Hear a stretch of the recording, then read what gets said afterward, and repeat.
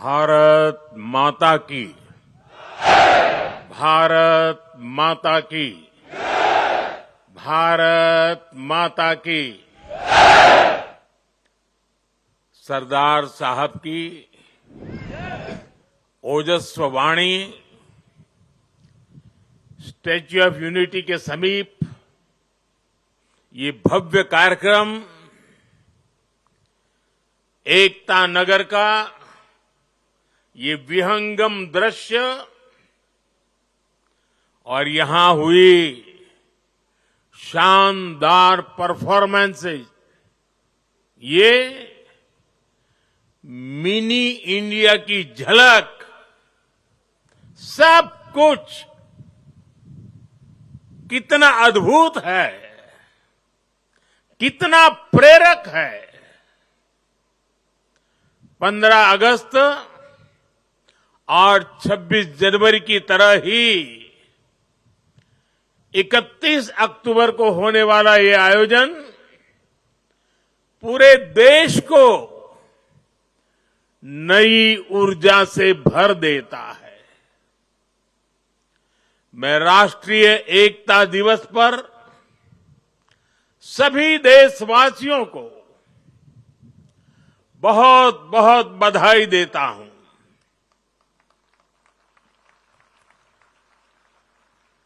साथियों, इस बार का राष्ट्रीय एकता दिवस अद्भुत संयोग लेकर आया है। एक तरफ आज हम एकता का उत्सव मना रहे हैं, वहीं दूसरी तरफ दीपावली का भी पावन पर्व है। दीपावली दीपों के माध्यम से पूरे देश को जोड़ती है, पूरे देश को प्रकाशमय कर देती है। और अब तो दीपावली का पर्व भारत को दुनिया से भी जोड़ रहा है। अनेक देशों में इसे राष्ट्रीय उत्सव की तरह मनाया जा रहा है। मैं देश और दुनिया में बसे सभी भारतीयों को, भारत के शुभचिंतकों को दीपावली की अनेक अनेक शुभकामनाएं देता हूं।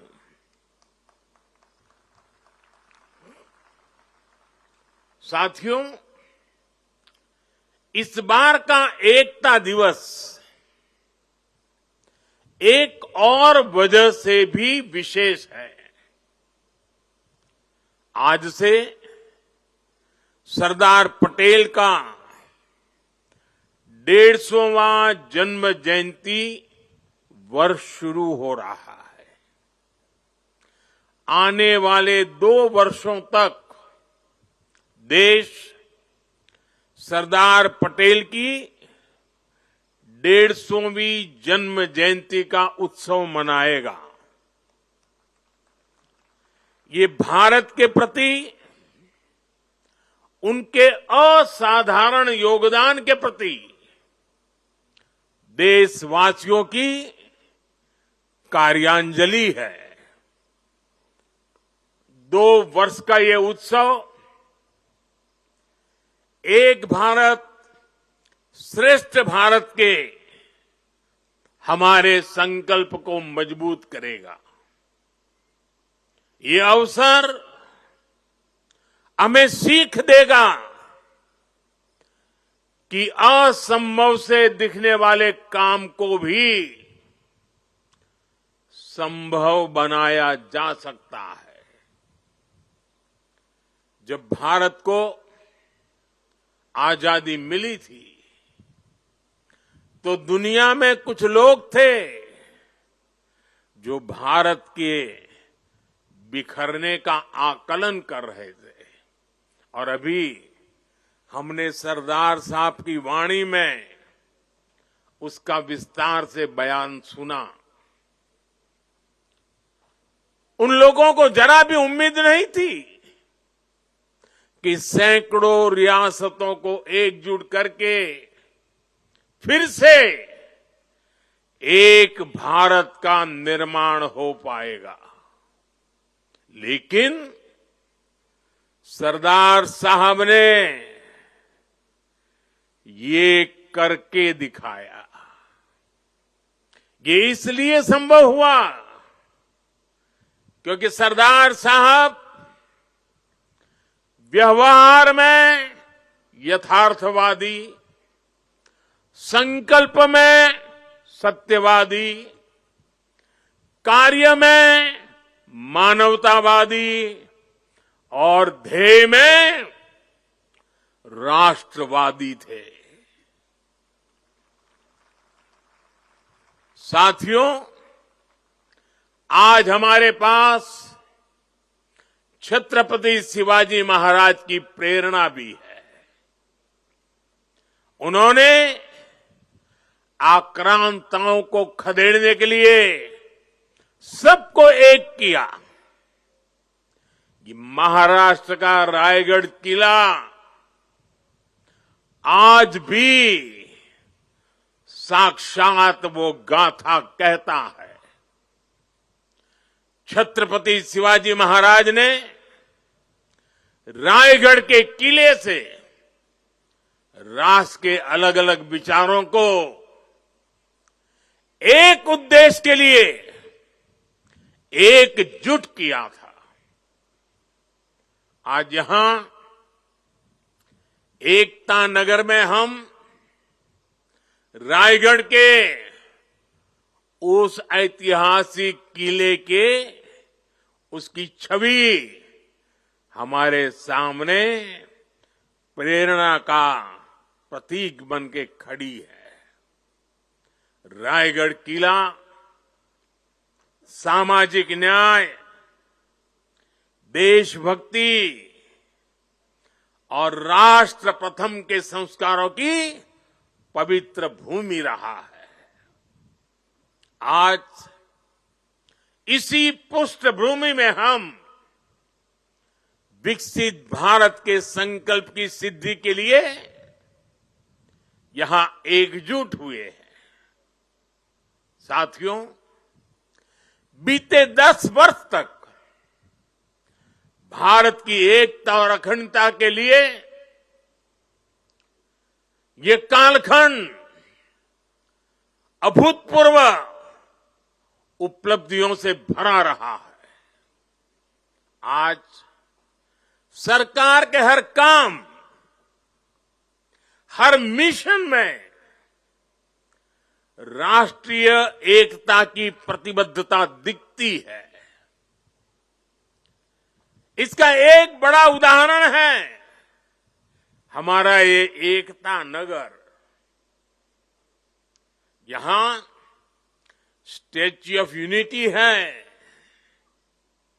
और इसके सिर्फ नाम में यूनिटी है ऐसा नहीं है, इसके निर्माण में भी यूनिटी है।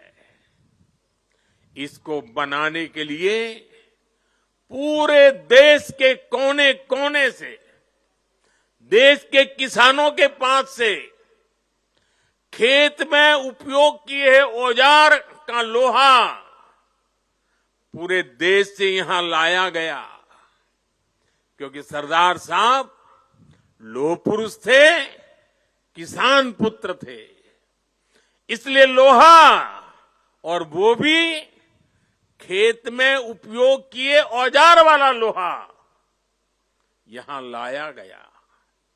यहां देश के हर कोने से वहां की मिट्टी लाई गई है। इसका निर्माण स्वयं में एकता की अनुभूति कराता है। यहां पर एकता नर्सरी बनी है, यहां विश्व वन है जहां दुनिया के हर महाद्वीप के पेड़ पौधे हैं। यहां चिल्ड्रन न्यूट्रिशन पार्क हैं, जहां पूरे देश की हेल्दी फूड हैबिट्स के दर्शन एक ही जगह पर होते हैं। यहां आरोग्य वन है, जहां देश की अलग हिस्सों की आयुर्वेद परंपरा का, पौधों का समावेश है। इतना ही नहीं, यात्रियों के लिए यहां एकता मॉल भी है, जहां देश भर के हैंडीक्राफ्ट्स एक ही छत के नीचे मिलते हैं।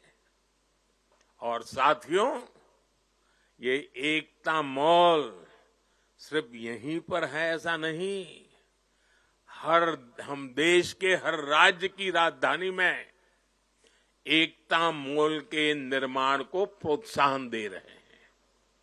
एकता का यही संदेश हर वर्ष होने वाली एकता दौड़ से भी मजबूत होता है। साथियों, एक सच्चे भारतीय होने के नाते हम सभी का कर्तव्य है कि हम देश की एकता के हर प्रयास को सेलिब्रेट करें, उत्सव उमंग से भर दे। ऊर्जा, आत्मविश्वास, हर पल नए संकल्प, नई उम्मीद, नए उमंग, यही तो सेलिब्रेशन है। जब हम भारत की भाषाओं पर बल देते हैं, उससे भी एकता की एक मजबूत कड़ी हमें जोड़ती है। नई राष्ट्रीय शिक्षा नीति में हमने भारतीय भाषाओं में पढ़ाई पर विशेष बल दिया है। और आप सबको पता है, और देश ने गौरव भी अनुभव किया, दुनिया भर में उसे उत्सव के रूप में बनाया गया। वो कौन सा निर्णय था?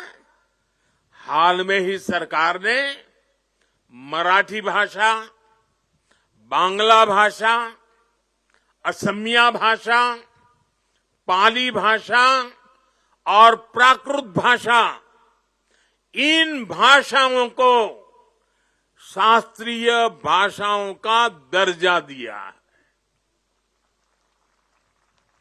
सरकार के इस फैसले का सभी ने दिल से स्वागत किया है।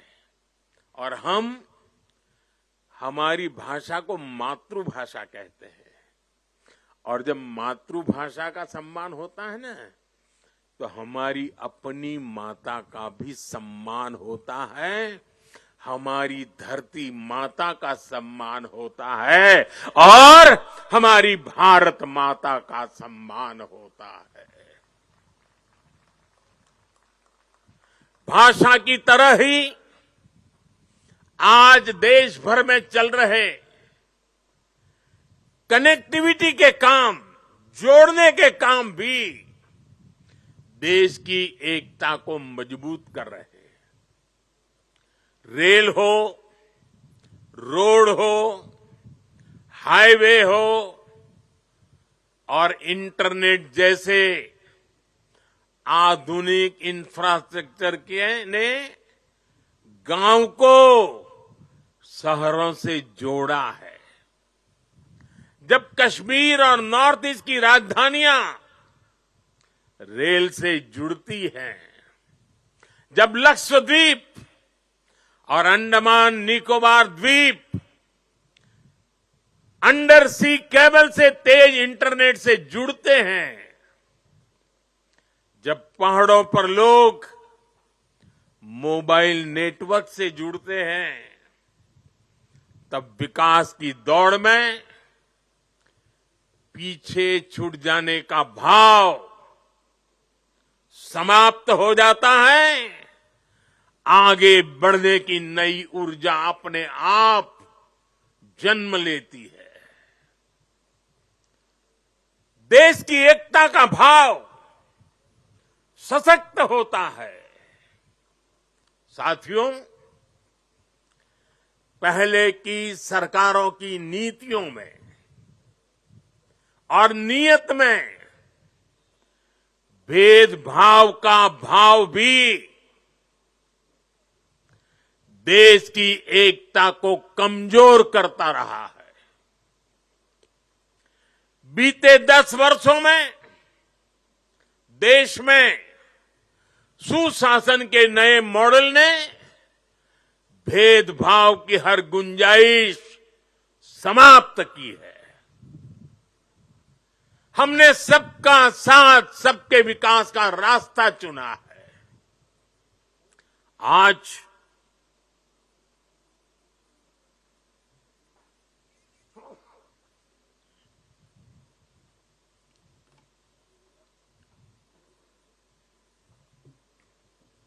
आज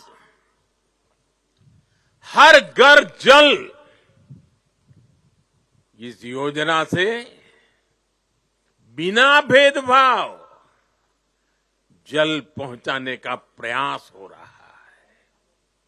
आज पीएम किसान सम्मान निधि सबको मिलती है तो सबको बिना भेदभाव मिलती है। आज पीएम आवास के घर मिलते हैं तो सबको बिना भेदभाव मिलते हैं। आज आयुष्मान योजना का लाभ मिलता है तो बिना भेदभाव हर पात्र व्यक्ति को इसका फायदा होता है। सरकार की इस अप्रोच ने समाज में, लोगों में दशकों से व्याप्त असंतोष को समाप्त किया है। इस वजह से लोगों का सरकार पर भरोसा बढ़ा है, देश की व्यवस्थाओं पर भरोसा बढ़ा है। विकास और विश्वास की यही एकता एक भारत श्रेष्ठ भारत के निर्माण को गति देती है। और मुझे पूरा विश्वास है हमारी हर योजना में, हमारी हर नीति में और हमारी नीयत में एकता हमारी प्राण शक्ति है। इसे देख करके, सुन करके सरदार साहब की आत्मा जहां भी होगी हमें अवश्य आशीर्वाद देती होगी। साथियों, पूज्य बापू महात्मा गांधी कहा करते थे, विविधता में एकता को जीने के हमारे सामर्थ्य की निरंतर परीक्षा होगी। गांधी जी ने कहा था और आगे कहा था, इस परीक्षा को हमें हर हाल में पास करते रहना है। बीते 10 साल में भारत ने विविधता में एकता को जीने के हर प्रयास में सफलता पाई है। सरकार ने अपनी नीतियों और निर्णयों में एक भारत की भावना को लगातार मजबूत किया है। आज वन नेशन वन आइडेंटिटी यानी आधार की सफलता हम सब देख रहे हैं और दुनिया इसकी चर्चा भी करती है। पहले भारत में अलग अलग टैक्स सिस्टम थे। हमने one nation one tax system GST बनाया। हमने one nation one power grid से देश के पावर सेक्टर को मजबूत किया। वरना एक वक्त था कहीं बिजली तो होती थी, कहीं अंधेरा होता था, लेकिन बिजली पहुंचाने के लिए ग्रिड टुकड़ों में बटी पड़ी थी। हमने वन नेशन वन ग्रिड इस संकल्प को पूरा किया। हमने one nation one ration card से गरीबों को मिलने वाली सुविधाओं को एक साथ जोड़ दिया, एकीकृत किया। हमने आयुष्मान भारत के रूप में one nation one health insurance की सुविधा देश के जन जन को दी है। साथियों, एकता के हमारे इन प्रयासों के तहत ही अब हम वन नेशन वन इलेक्शन पर काम कर रहे हैं, जो भारत के लोकतंत्र को मजबूती देगा, जो भारत के संसाधनों का ऑप्टिमम आउटकम देगा और देश विकसित भारत के सपने को पार करने में और नई गति प्राप्त करेगा, समृद्धि प्राप्त करेगा। भारत आज one nation one civil code यानी सेकुलर सिविल कोड की तरफ भी बढ़ रहा है। और मैंने लाल किले से इस बात का जिक्र किया था। इसके भी मूल में सामाजिक एकता, सरदार साहब की बात ही हमारी प्रेरणा है। इससे अलग अलग सामाजिक वर्गों में भेदभाव की जो शिकायत रहती है उसे दूर करने में मदद मिलेगी। देश की एकता और मजबूत होगी, देश और आगे बढ़ेगा, देश एकता से संकल्पों को सिद्ध करेगा।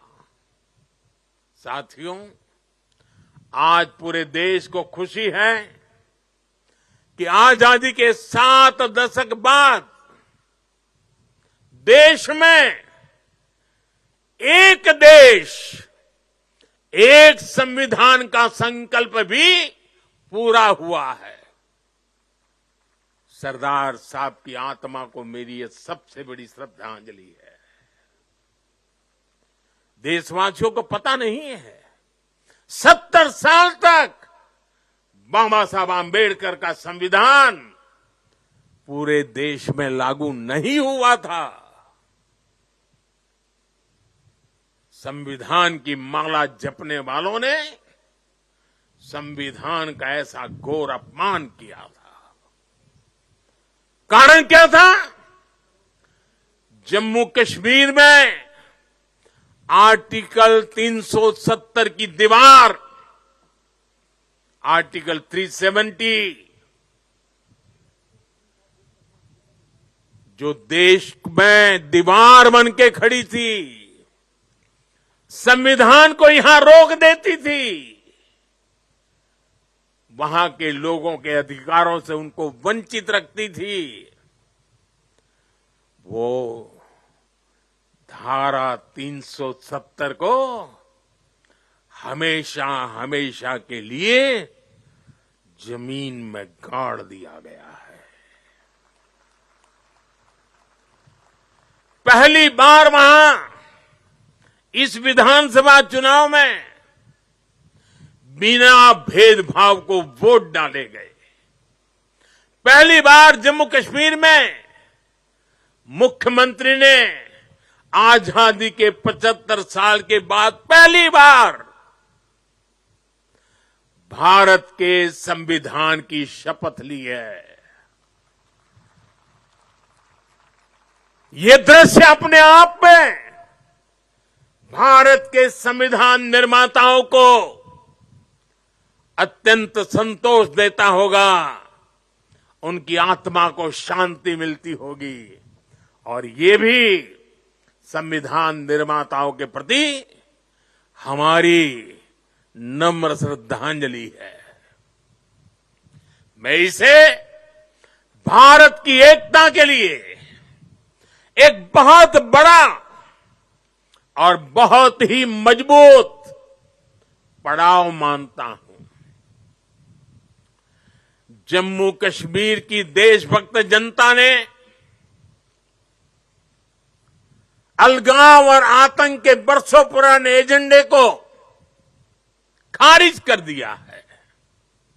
उन्होंने भारत के संविधान को, भारत के लोकतंत्र को विजयी बनाया है।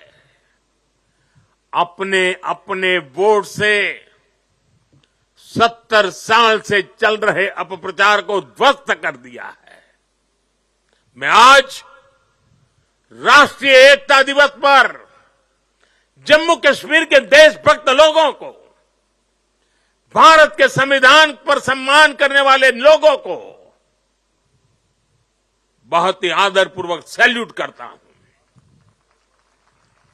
साथियों, बीते 10 साल में भारत ने ऐसे अनेक मुद्दों का समाधान किया है जो राष्ट्रीय एकता के लिए खतरा थे। आज आतंकियों के आकाओं को पता है कि भारत को नुकसान पहुंचाया तो भारत उन्हें छोड़ेगा नहीं। आप नॉर्थ ईस्ट में देखिए कितने बड़े संकट थे। हमने संवाद से, विकास और विश्वास से अलगाव की आग को शांत किया। बोडो समझौते ने असम में 50 सालों का विवाद खत्म किया है। ब्रू रियांग एग्रीमेंट, इसके कारण हजारों विस्थापित लोग अनेक दशकों के बाद अपने घर लौटे हैं। National liberation front of Tripura से हुए समझौते ने लंबे समय से चल रही अशांति खत्म की है। असम और मेघालय के बीच के सीमा विवाद को काफी हद तक हम सुलझा चुके हैं। साथियों, जब 21वीं सदी का इतिहास लिखा जाएगा तो उसमें एक स्वर्णिम अध्याय होगा कि कैसे भारत ने दूसरे और तीसरे दशक में नक्सलवाद जैसी भयानक बीमारी को जड़ से उखाड़ दिखाया, उखाड़ करके फेंका। आप याद करिए वो समय जब नेपाल के पशुपति से भारत के तिरुपति तक रेल कॉरिडोर बन चुका था। जिस जनजातीय समाज ने भगवान बिरसा मुंडा जैसे देशभक्त दिए, जिन्होंने हमारे सीमित संसाधनों के बावजूद भी देश के हर कोने में मेरे आदिवासी भाई बहनों ने आजादी के लिए अंग्रेजों से मुकाबला किया, ऐसे जनजातीय समाज में सोची समझी साजिश के तहत नक्सलवाद के बीज बो गए, नक्सलवाद की आग भड़काई गई। ये नक्सलवाद भारत की एकता और अखंडता के लिए बहुत बड़ी चुनौती बन गया था। मुझे संतोष है कि बीते 10 साल के अथक प्रयासों से आज नक्सलवाद भी भारत में अपनी अंतिम सांसें गिन रहा है। आज मेरा आदिवासी समाज उसे भी दशकों से जो प्रतीक्षा थी, वो विकास उसके घर तक पहुंच रहा है और इससे बेहतर भविष्य का विश्वास भी पैदा हुआ है। साथियों, आज हमारे सामने एक ऐसा भारत है जिसके पास दृष्टि भी है, दिशा भी है। इतना ही नहीं, इसके साथ जो जरूरी है, दृष्टि हो, दिशा हो, लेकिन उसे जरूरत होती है दृढ़ता की। आज देश के पास दृष्टि है, दिशा है और दृढ़ता भी है। ऐसा भारत जो सशक्त भी है, ऐसा भारत जो समावेशी भी है, ऐसा भारत जो संवेदनशील भी है, ऐसा भारत जो सतर्क भी है, जो विनम्र भी है और विकसित होने की राह पर भी है। ऐसा भारत जो शक्ति और शांति दोनों का महत्व जानता है। दुनिया भर में मची भारी उथल पुथल के बीच सबसे तेज गति से विकास करना ये सामान्य बात नहीं है। जब अलग अलग हिस्सों में युद्ध हो रहे हो, तब युद्ध के बीच बुद्ध के संदेशों का संचार करना सामान्य नहीं है। जब दुनिया के अलग अलग देशों में रिश्तों का संकट है, तब भारत का विश्व बंधु बनकर उभरना सामान्य नहीं है। जब दुनिया में एक देश की दूसरे देश से दूरी बढ़ रही है, तब दुनिया के देश भारत से निकटता बढ़ा रहे हैं। ये सामान्य नहीं है, ये नया इतिहास रचा जा रहा है। आखिर भारत ने ऐसा क्या किया है? साथियों, आज दुनिया देख रही है कि भारत कैसे अपने संकटों का दृढ़ता के साथ समाधान कर रहा है। आज दुनिया देख रही है कि भारत कैसे एकजुट होकर दशकों पुरानी चुनौतियों को समाप्त कर रहा है।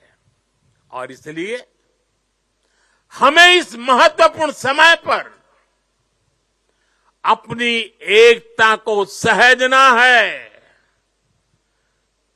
उसे संभालना है। हमने एकता की जो शपथ ली है, उसे बार बार याद करना है, उस शपथ को जीना है। जरूरत पड़े तो उस शपथ के लिए जूझना है। हर पल इस शपथ की भाव को अपने जोम से भरते रहना है। साथियों, भारत के बढ़ते सामर्थ्य से, भारत में बढ़ते एकता के भाव से कुछ ताकतें, कुछ विकृत विचार, कुछ विकृत मानसिकता है, कुछ ऐसी ताकतें बहुत परेशान है। भारत के भीतर और भारत के बाहर भी ऐसे लोग भारत में अस्थिरता, भारत में अराजकता फैलाने की कोशिश कर रहे हैं। वो भारत के आर्थिक हितों को चोट पहुंचाने में जुटी हैं।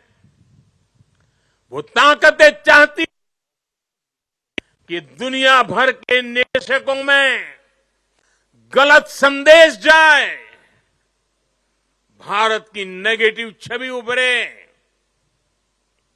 ये लोग भारत की सेनाओं तक को टारगेट करने में लगे हैं। मिस इन्फॉर्मेशन कैंपेन चलाए जा रहे हैं। सेनाओं में अलगाव पैदा करना चाहते हैं। ये लोग भारत में जात पात के नाम पर विभाजन करने में जुटे हैं। इनके हर प्रयास का एक ही मकसद है, भारत का समाज कमजोर हो, भारत की एकता कमजोर हो। ये लोग कभी नहीं चाहते कि भारत विकसित हो, क्योंकि कमजोर भारत की राजनीति, गरीब भारत की राजनीति ऐसे लोगों को सूट करती है। 5-5 दशक तक इसी गंदी घिनौनी राजनीति देश को दुर्बल करते हुए चलाई गई है। इसलिए ये लोग संविधान और लोकतंत्र का नाम लेते हुए भारत के जन जन के बीच में भारत को तोड़ने का काम कर रहे हैं। अर्बन नक्सलियों के इस गठजोड़ को, इनके गठजोड़ को हमें पहचानना ही होगा। और मेरे देशवासियों, जंगलों में पनपा नक्सलवाद, बम बंदूक से आदिवासी नौजवानों को गुमराह करने वाला नक्सलवाद जैसे जैसे समाप्त होता गया, अर्बन नक्सल का नया मॉडल उभरता गया। हमें देश को तोड़ने के सपने देखने वाले, देश को बर्बाद करने की विचार को लेकर के चलने वाले, मुंह पर जूठे नकाब पहने हुए लोगों को पहचानना होगा, उनसे मुकाबला करना ही होगा। साथियों, आज हालत ये हो गई है कि आजकल एकता की बात करना तक गुनाह बना दिया गया है। एक समय था जब हम बड़े गर्व के साथ स्कूल, कॉलेज में, घर में, बाहर सहज रूप से एकता के गीत गाते थे। जो पुराने लोग हैं उनको पता है हम क्या गीत गाते थे। हिंद देश के निवासी सभी जन एक है, हिंद देश के निवासी सभी जन एक है, रंग रूप वेश भाषा चाहे अनेक है। ये गीत गाए जाते थे। आज की तारीख में कोई ये गीत गाएगा तो उसको अरबन नक्सलों की जमात गालियां देने का मौका पकड़े लेगी। और आज कोई अगर कह दे कि एक है तो सेफ है, तो ये लोग एक है तो सेफ है उसको भी गलत तरीके से परिभाषित करने में लगेंगे। जो लोग देश को तोड़ना चाहते हैं, जो लोग समाज को बांटना चाहते हैं, उन्हें देश की एकता अखर रही है।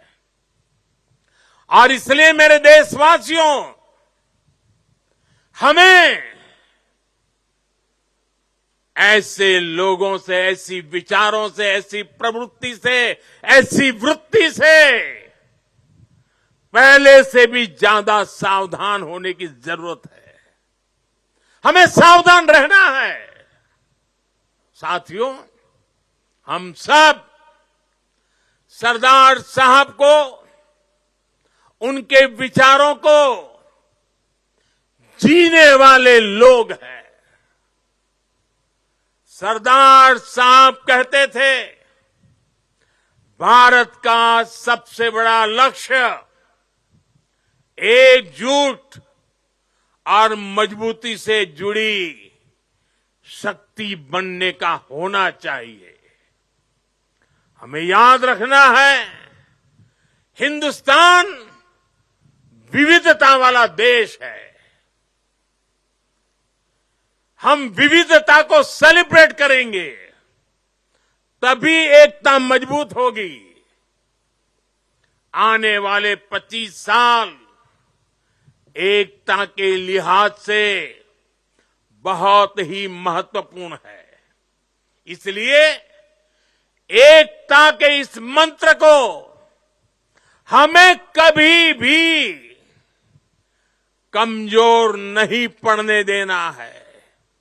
हर झूठ का मुकाबला करना है, एकता के मंत्र को जीना है। और ये मंत्र, ये एकता, ये तेज आर्थिक विकास के लिए भी, विकसित भारत बनाने के लिए, समृद्ध भारत बनाने के लिए बहुत जरूरी है। ये एकता सामाजिक सद्भाव की जड़ी बूटी है। सामाजिक सद्भाव के लिए ये बहुत जरूरी है। अगर हम सच्चे सामाजिक न्याय को समर्पित है, सामाजिक न्याय हमारी प्राथमिकता है, तो एकता सबसे पहली पूर्व शर्त है। एकता बनाए रखना है। ये बेहतर सुविधाओं के निर्माण के लिए बिना एकता को गाड़ी चल नहीं सकती है। ये नौकरी के लिए, निवेश के लिए एकता जरूरी है। आइए हम एक होकर एक साथ आगे बढ़े। एक बार फिर आप सभी को राष्ट्रीय एकता दिवस पर मेरी ढेर सारी शुभकामनाएं। मैं कहूंगा, सरदार साहब, आप सब बोलिए, अमर रहे, अमर रहे। सरदार साहब, सरदार पटेल, सरदार पटेल, सरदार पटेल, भारत माता की, भारत माता की, भारत माता की।